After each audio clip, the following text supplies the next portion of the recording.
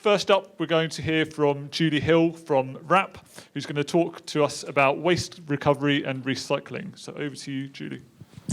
Okay, thank you very much indeed. Good afternoon, everyone. It's a huge honour to be part of this really important process, and I want to say thank you to all of you for being part of this, and I'm really looking forward to your questions when we come around the table. So I'm Julie. I'm from something called WRAP, which stands for the Waste and Resources Action Programme, with the emphasis on the action.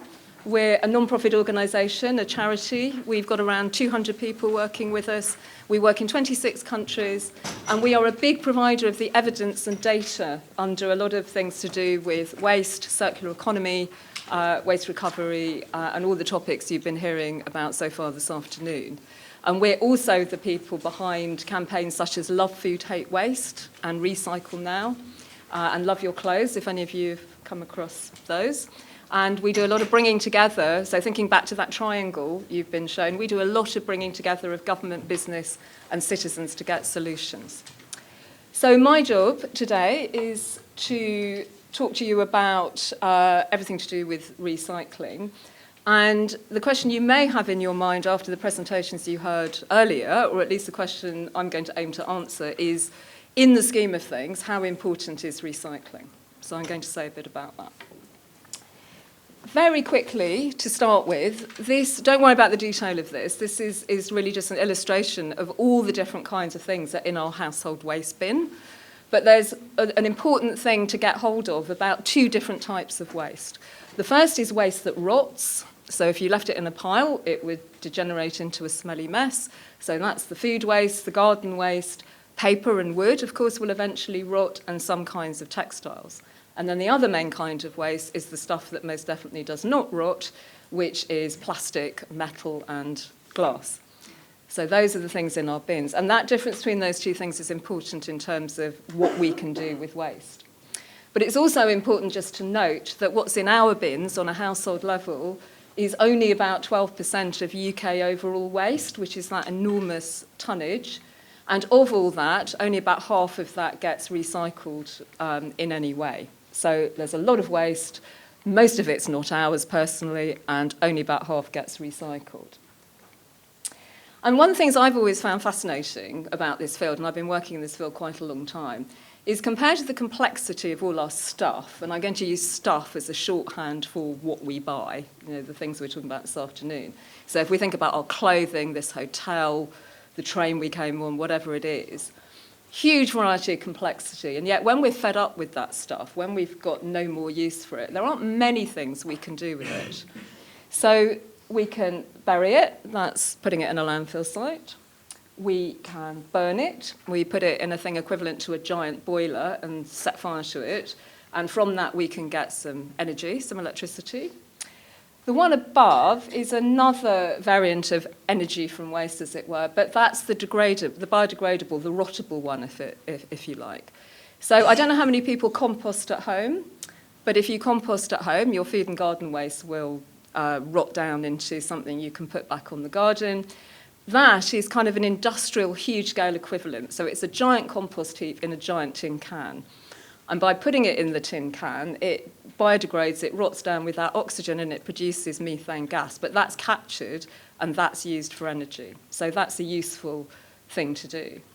And then the bottom right is a recycling plant. That's a picking plant.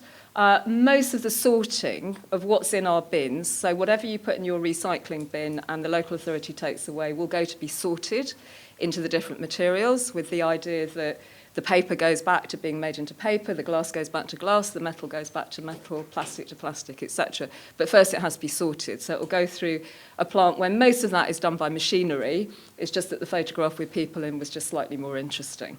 So most of that is not done by people, it's done by machinery. But in some cases you may have a system where the materials are collected separately from your doorstep, and they will go straight back to a factory to be made back into what they were before. So, and that is just to show you the different proportions of what the different countries of the UK are managing in terms of recycling as against energy recovery or still dependence on landfill. And the difference between those are largely to do with policy, which Libby will talk about a bit later on. This, again, the detail of this diagram doesn't matter so much. It's just a picture. You've heard that term circular economy, which is really about how much of all the stuff that comes into economy we manage to hang on to in some useful way.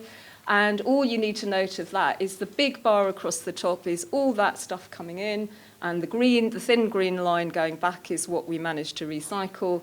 And again, certainly in 2010, it was a bit less than it is now, and now it's probably still less than half. So we're not very good at keeping stuff in the economy, and that's important.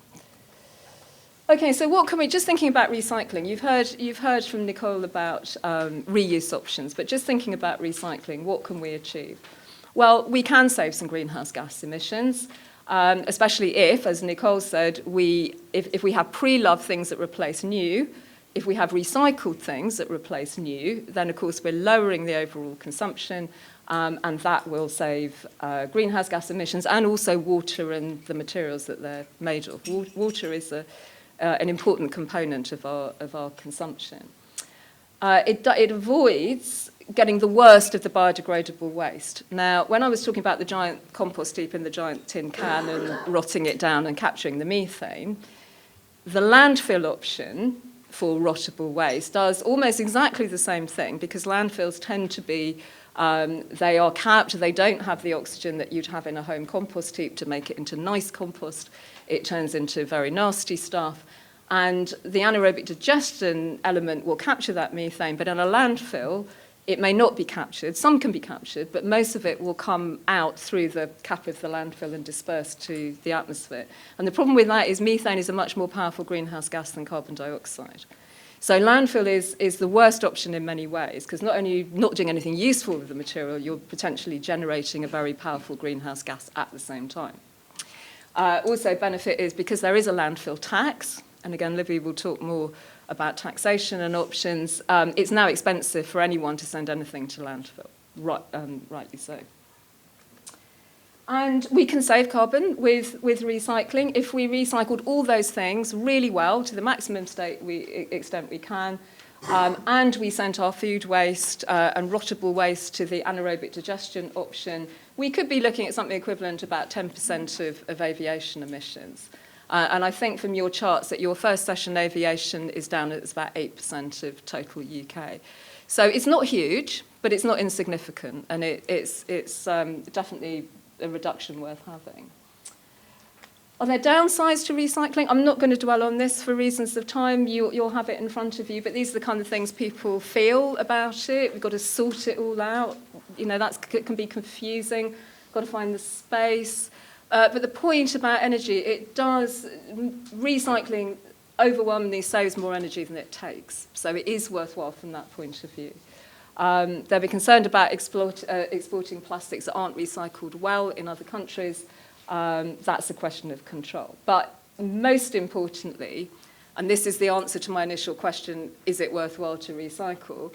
It is, but it's not as good as what you heard about earlier, about lowering consumption in the first place and reuse. And we can illustrate that very simply, for instance, with electrical equipment, so that could be phones, washing machines, that you get a way bigger carbon benefit from reusing, so keeping it whole, not going through that reprocessing process, than recycling. And much better not to waste in the first place. I know you're doing food separately, and I'm sure you'll do food waste, but actually food waste is responsible for a great deal of carbon emissions, and even halving the food we currently waste in the UK will give a bigger hit than that optimum recycling. So that's important. I won't dwell on the energy from waste point. Again, you've got that in front of you, but these are the kinds of things people say about energy from waste. By burning it, we're losing quite a lot. But while we're not really designing well for recycling, that might be an option we have to use for the near future. And just finally, just as a sort of summary, I suppose, again, the detail of this you've got if you need it, but the basic picture just says if you want to tick all the boxes of the benefits, greenhouse gas and other things, the less stuff, especially less food waste, is by far the best option, and landfill is the worst, and everything else sits somewhere in between. And so I suppose if I wanted to leave you with three thoughts, it would be, yes, recycling's worthwhile. We should all do it. We could all do it better. but it's not as good as the reuse waste prevention option. And if you want to do one immediate thing, think about food waste. Thank you very much.